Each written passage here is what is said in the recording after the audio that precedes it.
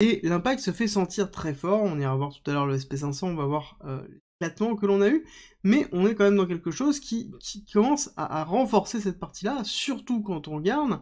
derrière les retours que l'on a. C'est-à-dire qu'on a une économie qui est censée être à plat, en tout cas c'est une volonté. On voit que les résultats sont plutôt bons avec la création d'emplois non agricoles, on voit 324, hein, sauf que là on commence à se trouver dans un système au niveau de l'emploi qui commence à être compliqué, c'est-à-dire qu'on a plus d'emplois que de personnes qualifiées pour pouvoir y répondre, donc ça veut dire qu'on est en train d'augmenter les salaires pour essayer de trouver des personnes, donc ça va créer un frein là où ça ne devrait pas être un frein, on devrait être dans une dynamique de plein emploi, oui, mais que se passe-t-il quand on a trop d'emplois et qu'on n'arrive pas à recruter? Ben là on se retrouve dans une boucle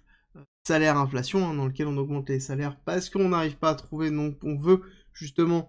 trouver des personnes pour pouvoir produire, mais donc ça nous augmente les coûts parce qu'on augmente les salaires, et derrière ça augmente forcément l'inflation. Donc on a un cycle qui est en train de se mettre en place qui est quand même assez latent, on le savait déjà depuis 3, 4 mois, 5 mois, 6 mois, que c'est en train de se positionner, donc il va falloir surveiller, et je pense que c'est quelque chose qu'il faut s'alarmer avec une récession